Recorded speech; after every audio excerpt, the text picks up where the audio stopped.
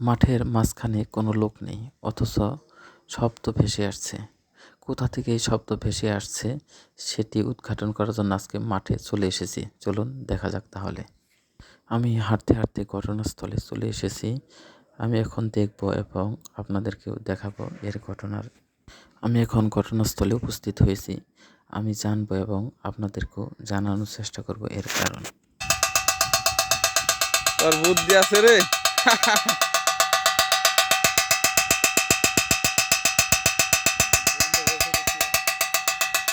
Battery দিয়া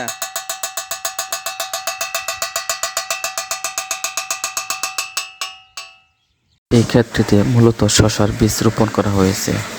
অনেক পাখি আছে যেগুলো এসে এই শশার বীজগুলো উঠিয়ে ফেলে, যার কারণে এই ভাইটি এই পদ্ধতি অবলম্বন করেছে, যাতে শব্দ শুনে পাখিরা চলে যায়, মাঠের মধ্যে না আসতে পারে।